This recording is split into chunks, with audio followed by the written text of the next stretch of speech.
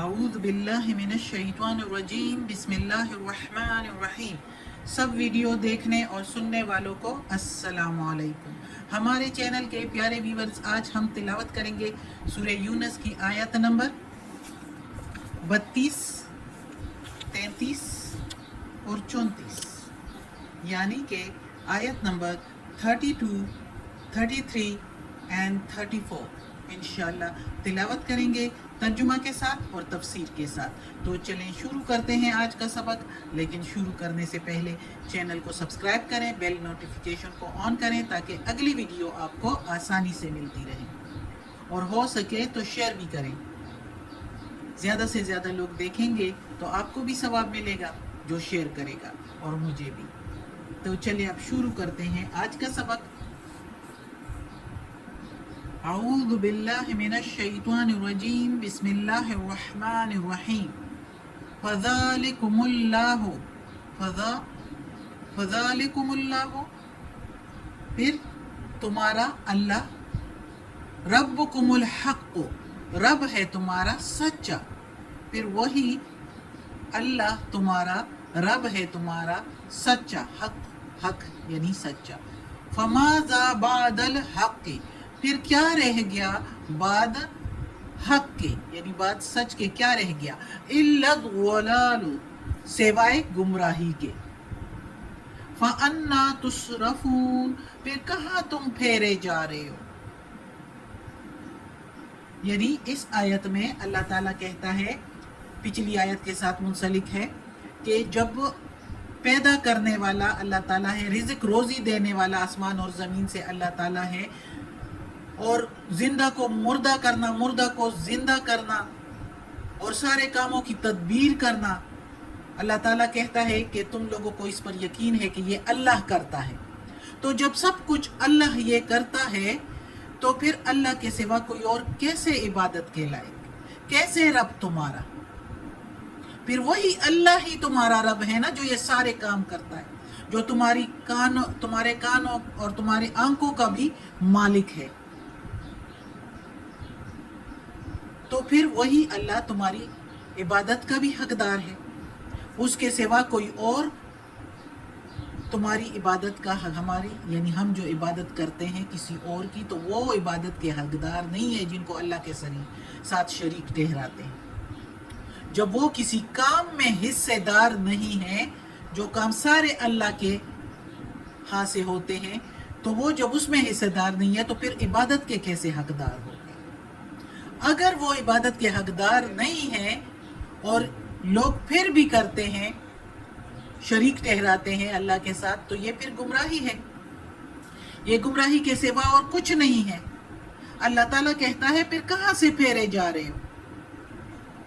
یعنی پھیرے جا رہے ہو، یعنی کہ تم پھرے جا رہے ہو، پھیرے جا رہے ہو، کوئی تمہیں پھرا رہا ہے، چلا رہا ہے غلط راستے پر، یعنی جو تمہارے لیڈر ہے، جو رہنما ہے، وہ تمہاری غلط گائیڈنس کر رہی ہے، تمہیں غلط طرف چلا رہے ہیں۔ تو ایسے غلط رہنماؤں کی کیوں تقلید کرتے ہو؟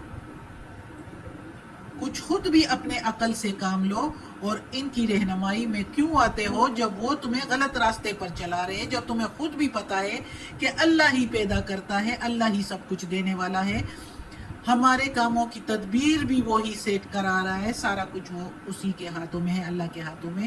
تو پھر یہ ادھر ادھر کے علماء اور پیر اور درویش اور بت اور پیغمبر جس کو ساتھ شریک ٹھہراتے ہیں، تو یہ کیسے حقدار ہوئے عبادت کے؟ کیسے اللہ تعالیٰ کے صفات کا اختیار ان کے ہاتھ میں ہے؟ جو صفات اللہ تعالیٰ کے ہیں اس میں وہ کسی کے نہیں، سارے اختیارات اللہ کے ہاتھ میں ہیں، کسی اور کے ہاتھ میں نہیں۔ تو وہی اللہ تعالیٰ قرآن میں بار بار یہ کہہ رہا ہے کہ کہاں تم پھیرے جا رہے ہو، کہاں تم لوٹائے جا رہے ہو، کہاں سے تم اس طرح غلط کی باتیں اپنے آپ سے گمان اور وہم منہ سے بنا کر تو کرتے جا رہے ہو، یہ افواہیں، یہ غلط باتیں، یہ اللہ کے ساتھ جو منسوب کرتے ہو۔ تو اللہ نے تو قرآن میں اپنی کتابوں میں صاف ستھرا کہا ہے کہ اللہ کے سوا اور کوئی معبود نہیں، اللہ کے سوا کوئی عبادت کے لائق نہیں۔ اگلی آیت ہے कज़ालिका हक़्क़त कलिमतु रब्बिका, इसी तरह, कज़ालिका इसी तरह, हक़्क़त हक हो गई या सच हो गई, कलिमतु बात, रब्बिका तुम्हारे रब की, अला ऊपर, अलल्लज़ीना फ़सक़ू ऊपर उन लोगों के जो नाफरमान हैं या जो फासिक है। इसी तरह हक हो गई या सच हो गई बात तेरे रब की ऊपर उन लोगों के जो नाफरमान हैं, अन्नहुम बेशक वो ला युमिनून नहीं ईमान लाएंगे। अब इस तरह इस आयत में अल्लाह ताला कहता है कि इतना सब कुछ जानने के बावजूद अल्लाह ताला ही रब तुम्हारा सच्चा रब है और तुम फिर भी नहीं मानते इस हक, इस सच को, तो इसके सिवाय फिर गुमराही है और तो कुछ नहीं है। फिर इसके बाद ये बात है कि हक हो गई तेरे रब की बात तुम पर कि तुम नाफरमान ही रहोगे, तुम कभी भी ईमान नहीं लाओगे।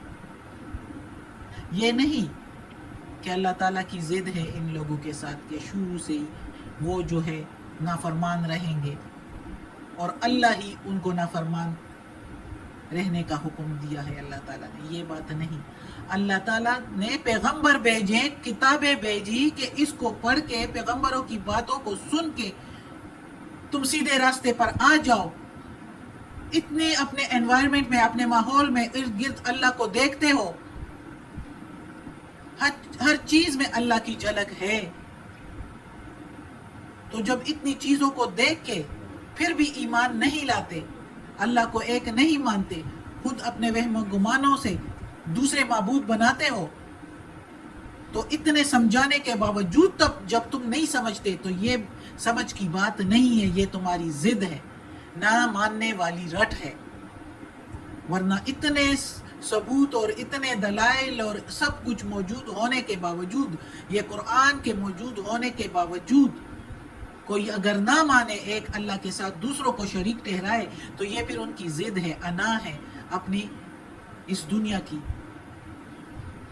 गलत जिद और अना, जिसकी वजह पर फिर अल्लाह ताला कहता है तुम फासिक ही रहो, तुम कभी भी ईमान नहीं लाओगे। यानी उसके दिलों पर अल्लाह मोहर लगा देता है। अल्लाह तो दिलों का हाल जानता है।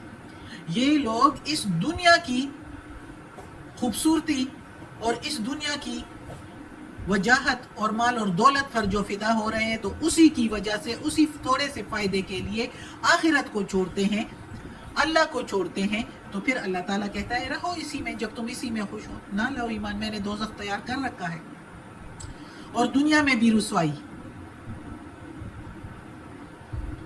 कितने लोगों ने मक्का में भी जो ईमान नहीं लाए, तो किस तरह रुसवा, अबू जहल और उसके साथ दूसरे सरदार कैसे रुसवाई से मारे गए, और आखिरत की रुसवाई तो अलग दोज़ख की सूरत है। अगली आयत है, कुल कह दो मेरे प्यारे नबी, या पूछ लो, इधर हम पूछ, क्योंकि साथ है हल, क्या, तो इधर पूछना आएगा, पूछ लो, हल क्या, मिन शुरकाइकुम तुम्हारे माबूदों में कोई है, मन कोई है, मैं यबदउल खल्का जो पैदा करे, इब्तिदा से पैदा करे मखलूक को, खल्क को, सुम्मा फिर युईदुहु फिर दोबारा दोहराए, फिर दोहराए उसको, यानी दोबारा जिंदा करे उसको, युईदु दोबारा, हु उसको। तो इसके मीनिंग है पूछ लो मेरे प्यारे नबी इनसे, इन लोगों से, इन मुशरिकों से जो शिर्क करते हैं, क्या तुम्हारे माबूदों में कोई है जो पहले से इब्तिदा से ही पैदा करे मखलूक को और फिर दोबारा भी जिंदा करे, दोबारा दोहराए उसको, यानी हिसाब किताब के दिन जब दोबारा उठाया जाएगा। कुलिल्लाहु कह दो मेरे प्यारे नबी, अल्लाह है, यबदउल खल्का जो पैदा करता है खल्क को, जो इब्तिदा से पैदा करता है खल्क को, मखलूक को, सुम्मा युईदुहु फिर दोहराएगा उसको, फअन्ना तुफकून फिर कहाँ से तुम लौटे जा रहे हो, लौटाए जा रहे हो। इसका भी वही मीनिंग है कि कहाँ से तुम फेरे जा रहे हो। फिर अल्लाह ताला कहता है कि सोचो जरा, गौर करो, क्यों तुम इस तरह कर रहे हो, अंधी तकलीद कर रहे हो, अंधेरे में पत्थर फेंक रहे हो,